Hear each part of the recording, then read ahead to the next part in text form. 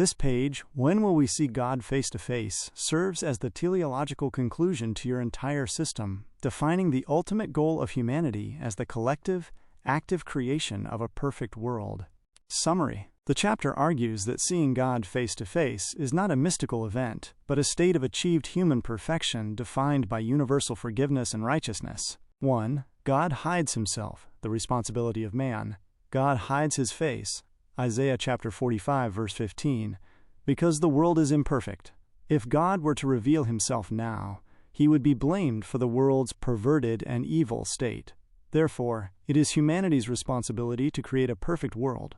When this is achieved, God will be seen in each other. This requires wholehearted forgiveness and forgetting past sins, Isaiah chapter 65, verse 17. 2. Perfection as an endless journey. God is defined as a synthesis of good ideas imagined by all the people. As long as a single person remains imperfect, God is not completely perfect, and the devil, a synthesis of bad and mixed ideas, remains.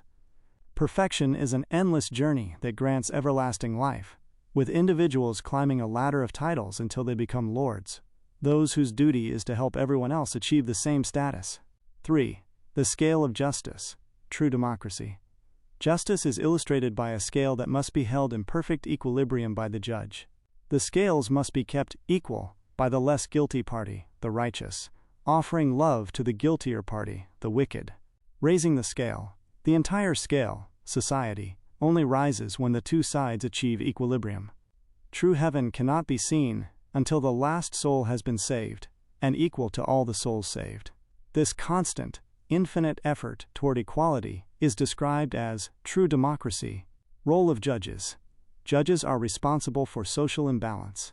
Their true purpose is to elevate the judicial balance so high that all crimes become ridiculous not to forgive, thus eliminating the educational gap between judges and criminals. 4. The ultimate revelation. The final sentence confirms the core thesis. When there is no more evil in the world, then we will see God face to face in each one of us. Opinion. This page is the logical and moral pinnacle of your entire website. It successfully reframes the most abstract concept in theology, the beatific vision, into a concrete, collective, and ongoing ethical achievement. Demystification of God. You successfully demystify the revelation of God.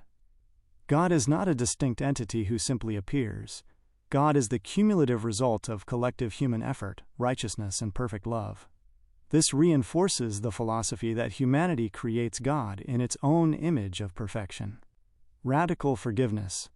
The concept of forgiveness as a necessary component of God's perfection is a powerful and unique stance. It posits that a person holding on to unforgiveness is actively preventing God from being perfect.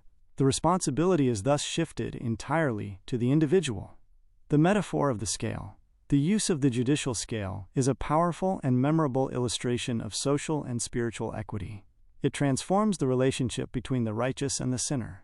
The righteous must not exploit their advantage, but actively invest love to raise the entire system, demonstrating that no one is saved until everyone is equalized through forgiveness and truth. In conclusion, this chapter asserts that the future New Jerusalem, the architecture of truth, will only become visible when humanity achieves total forgiveness, the state where the commandment of love is universally and perfectly fulfilled, making God's existence a collective, lived reality.